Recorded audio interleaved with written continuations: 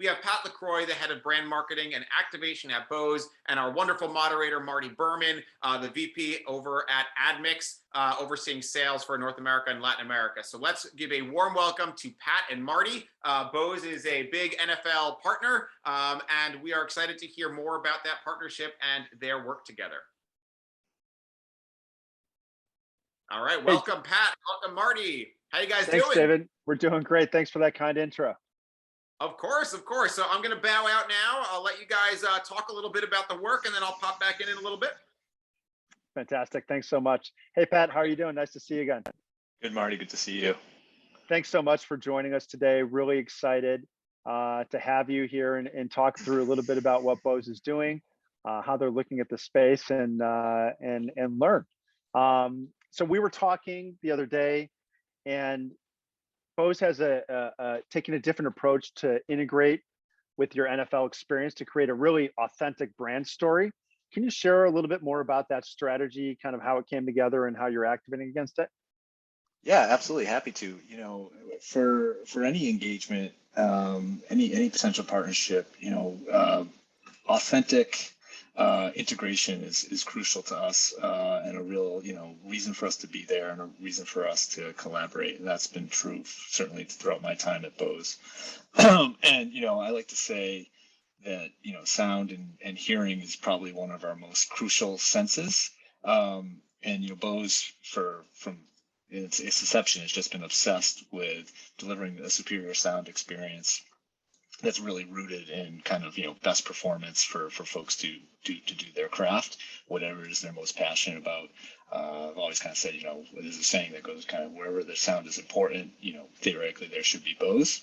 So, when it comes to the NFL, it really started with, the vision of what we could do for the coaches and the sideline, given that the gameplay experience and the stadiums are really, extreme noise environments, and the coaches and the staff need to be able to communicate with each other with clarity. And that's really where it started, and we've done great work kind of elevating and improving upon the sound and communication experience for the coaches.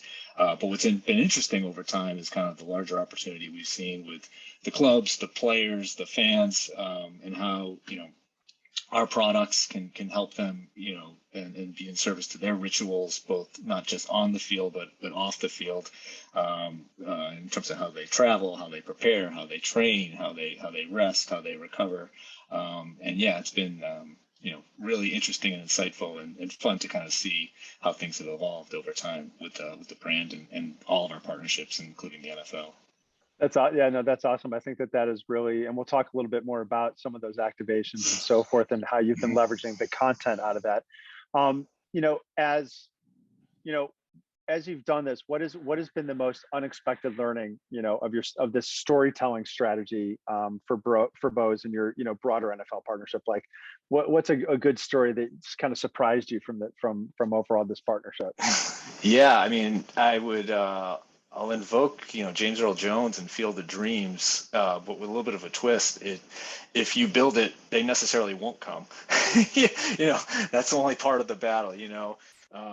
Kind of acquisition is great. Having rights and acquiring partners is certainly crucial, but activation is equally, if not more so important than activation, and or as I like to say, kind of personality on top of the property. So it's really the storytelling, like we talked about, that's so crucial. And are you telling a story that is meaningful and relevant? And over several years now, I think some of the most impactful stories, or the stories that have gained kind of disproportionate attention, have been those unique, unexpected, but also really meaningful and authentic stories. So I'd go back a few years. We did a campaign while he was still playing the league with a gentleman by the name of John Urschel, who was an offensive lineman for the Ravens, but also happened to be getting an advanced master's degree in applied mathematics at MIT. And for those who don't know, Bose has a strong connection to and history with MIT. So that was certainly one of our great works over time, and a spot that really performed well. We've also, gotten more closely connected to kind of more of the rituals of the game, did some great content over time with kind of more different fan bases of different teams, and kind of connected more into families, and around the communities of kind of how each club has its own community and its own idiosyncrasies and rituals and kind of the sounds of those experiences. So we've done a lot of great activations, particularly around Super Bowl in years past, around that. And then just this year, we launched at the beginning of the season kind of a road to the NFL type series. One of the most prominent rookies, Trevor Lawrence, Zach Wilson, Devontae Smith, Justin Fields, and really kind of got to know them more off the field, and kind of what they do off the field and their relationship with music, and sound, helps them go from ordinary to extraordinary on the field.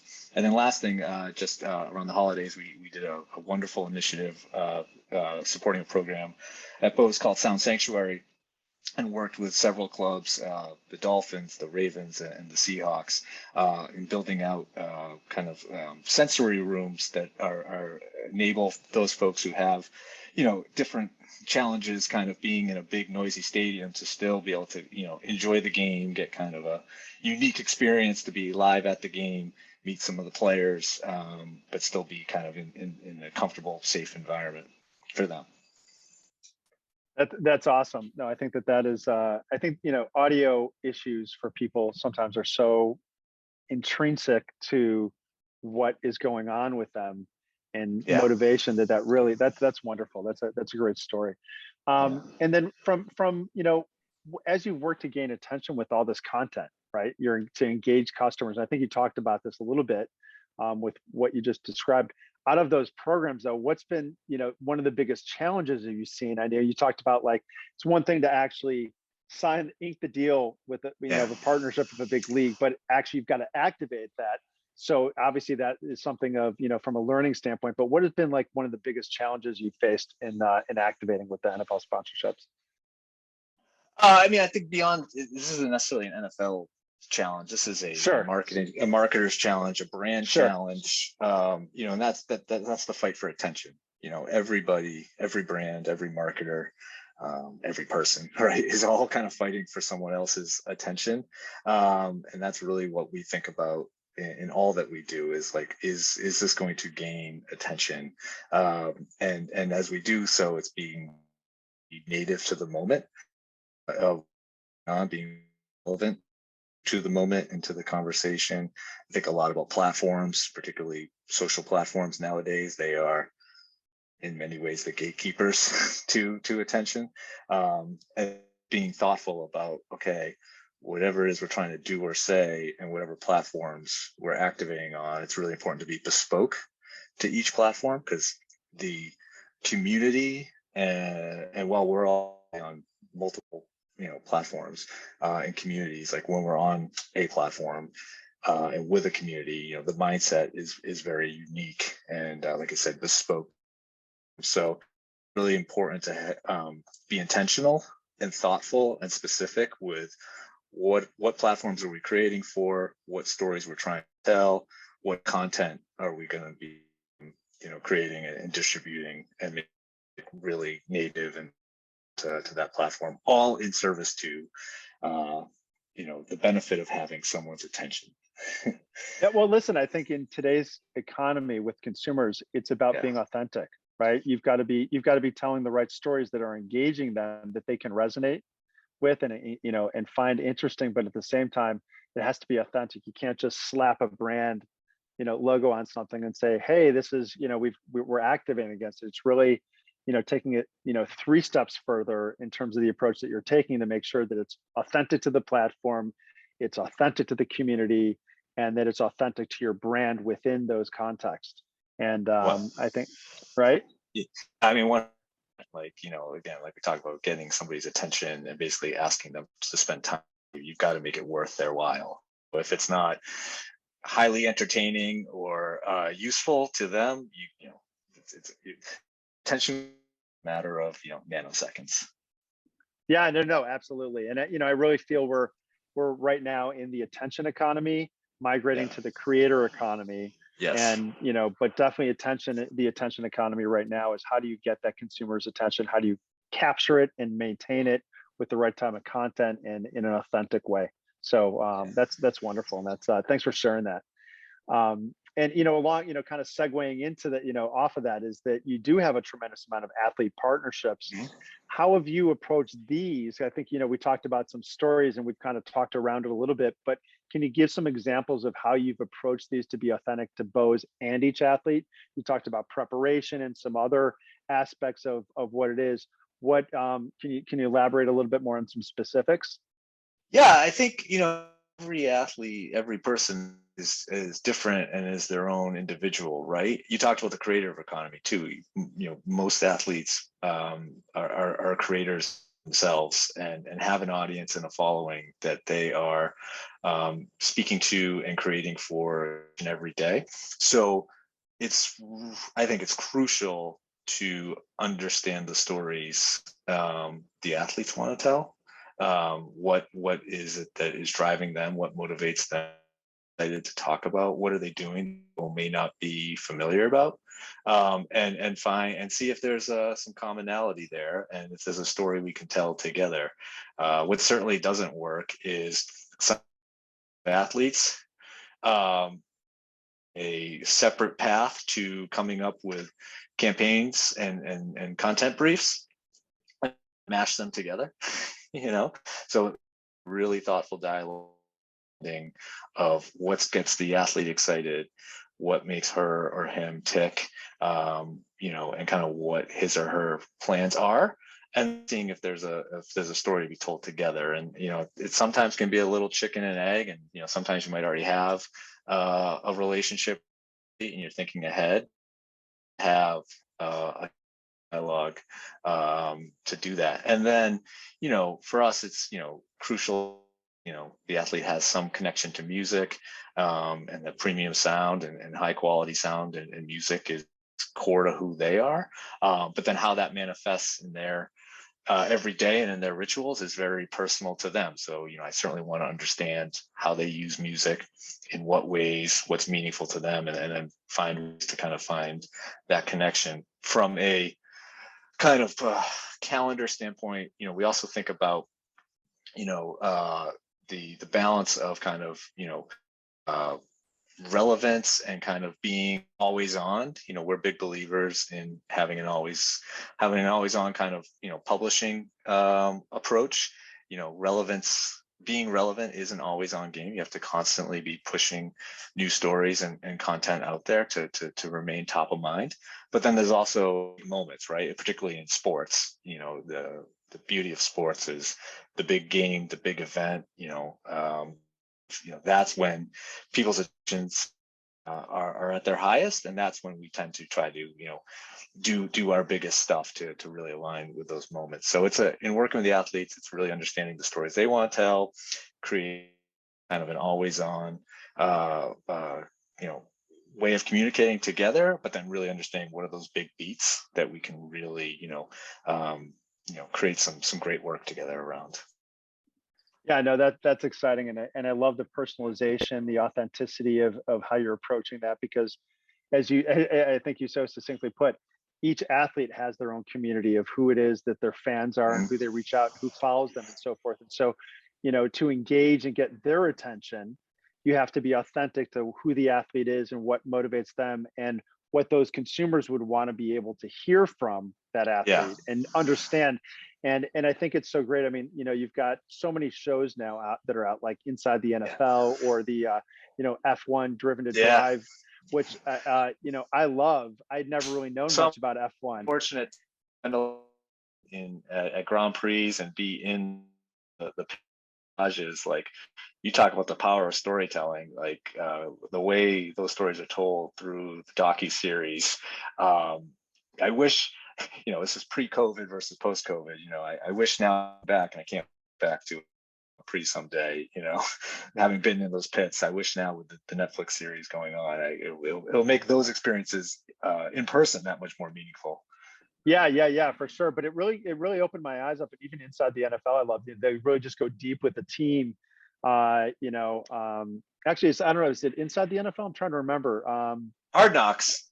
Hard Knocks. That's what it is. Hard Knocks. Sorry, that's what I was thinking. But they go so deep with the team that you really get to see all the intricacies of and the personality challenges and the that goes on. And I think that's just so important in today from a brand perspective. So kudos to you guys really leveraging your brand in an authentic way with the athletes as well, as part of your marketing strategy. And one of the things that we also talked about is Bose is such a data-driven business, right? From a marketing perspective, and being able to leverage that data, to create a better brand experience for consumers and partnerships is one of the things we talked about. Can you elaborate a little bit about that? How you've leveraged that data from Bose and really turn that into gold, if you will, from a content standpoint? I wish it was that simple and that true, but I mean, I think in my experience at Bose, we've been fortunate that we compete we have from product categories, and we compete in quite a few different categories. Each of those categories is a different. The consumer has different needs and motivators and drivers. At the same time, that we get to understand kind of what's most important to the consumer, and that's really what we try to do. So, I mean, just to give you a little bit of understanding there, I mean, there's lots of different product. There's headphones, there's Bluetooth speakers, there's sound bars, there is a gaming headset, there are sleep buds, there are hearing aids. All of these things we make. There's all different ways people use these products, right? So if you just keep it more in the traditional, what we call audio entertainment. So headphones, are they in ear? Are they over ear? Are you listening to your speakers yourself or with family and friends? Like, each of these occasions are different. There's different mindsets and motivators and preferences for the consumer, and then bring back what you might call data points. I think to try to keep it simple, the biggest takeaway I have is to really focus on and prioritize ruthlessly around what are the critical few most important things to the consumer. And really make sure marketing and partnership strategy is to that. So we spend a lot of time understanding what is most important, why consumers are kind of using our products and are or are not choosing Bose, and really try to focus on making sure that we're delivering on that consumer experience and her or his wants or needs. So try to keep it simple. All the data in the world, just keep it simple. What matters most? Be obsessed with what matters most. Yeah, no, there could be a lot of noise out there for sure from a data perspective, and if you don't, pick and choose the right data points to leverage and understand and focus on, you can get lost a little bit. Yeah, absolutely. And in terms of outcomes, right, and how you've used data to drive that bigger outcome. What has Bose, what's some of the most interesting way that Bose has used that data strategy to kind of, drive those bigger outcomes with your NFL partnerships? I mean, you talked about the athletes, you talked about, and those stories, were awesome. And, talk about the coaches and doing, that from an audio perspective. But so how have you leveraged data within your NFL partnership to really, further that content, that overall, outcome that you're looking for? I mean, those are, highly confidential, top secret. Sure. What you can share. Let's say what you can share. I'll give you a light one. I think. Okay. A few years old, but I think is certainly interesting to me. So early on in the partnership, we with the coach's headset. This is probably our second or third year. Speaking around kind of moments and key tent poles. So, back when there was in October when it was Breast Cancer Awareness Month, and in November was Salute to Service. One year we had pink coaches headsets in October and camouflage coaches headsets in November. And our logo actually at the time was designed a little bit differently on the headset. It was just a straight left to right. And what we found out after the season was, in general, the product wasn't registering as strongly as it could on the television screen. But partly due to kind of how the logo was showing up. And then really surprising to me, because I thought this would have been complete opposite, was when we went away from the black and white and went to the pink and to the camouflage. It was actually like hurting kind of the recognition of the brand. So my assumption would be by kind of going different, unexpected kind of color, that we would have shown up and gotten a lot more notice. And in fact, the reality was the exact opposite. So yeah, that is interesting because, you know, here it is, you're associating with supporting causes, right? That is in an authentic way, pink and camo. So, and the one, it's not the results you look for. And that's interesting. But even from a logo perspective, that's a great learning, because you're like, wait a minute, how do we present the brand partnership in a better way, because it's not coming across that way? Right. Exactly. Yeah. I mean, you've got to account for those things to be able to adjust in order to, you know, to take that learning away. Thanks for that. I think that's a great example. Thanks for sharing that. No problem. And then, you know, and again, I know we keep coming back to authenticity, and how important that is for Bose, you know, to validate the brand and generate greater familiarity of Bose with consumers. Can you kind of walk us through that process of identifying those traits and then building a program around it? I think, you know, you've talked about the data. And so, you know, those specific data points, and then actually activating them, and then like, you know, building a program around that. Can you just kind of walk us through you know, nothing proprietary, but at least what you can share, I know, mean, in general terms of that process, right? So people can kind of see behind the curtain a little bit. Yeah, I think it's just a general best practice for any brand or any brand playing in content or partnerships is, you know, attention is an always on game. So with that, you need to kind of publish, you know, constantly and consistently, and you know, even more often than how often you publish, you got to really monitor and react, and you know, ruthless on putting your weight and your dollars behind what performs the best. But then certainly it's not set and forget it. You have to continue to kind of look at it, because, you know, eventually, you know, everything has a time horizon.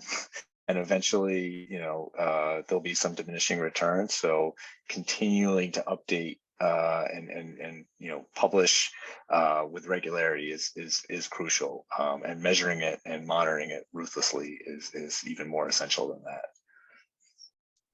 Yeah, I know. I mean, that is so true, right? And it's so important to make sure that, you know, you're sticking to that process. Yeah. And I'll give a plug to you, if we still have some time, because knowing some of the stuff you're getting into, like, what does that all mean in Web3 and the metaverse? I think some of them apply, but need to be in there first and foremost to know. Because as I told you with the camouflage headsets, you know, your assumptions are not always the actual reality. Yeah, no, thank you so much. Yeah, we've got some time. Listen, you know, AdMix as a whole, we got our foundation in the gaming space, from an in-play, from a non-disruptive gameplay experience, so that's within the game, as opposed to like our rewarded video or anything along those lines. So very innovative with the industry, and we've now migrated to a full-on push to the metaverse. And we've got a very simple 3-step process, but, you know, at the same time, a lot of those same themes are really important. We own over 100 properties of land, so we help brands navigate what world they want to be in, because that again is important. How your brand is represented within each meta world, and the constrictions or restrictions and visual cues within each of them are different, as are the communities, right? And then from there, we really help them build. You know, the structure. There's no physics that are preventing you from building certain structures, so that's a great thing. And then it's activating. It's just a 3-step plan. It's like, what are you going to do to activate and engage the consumer?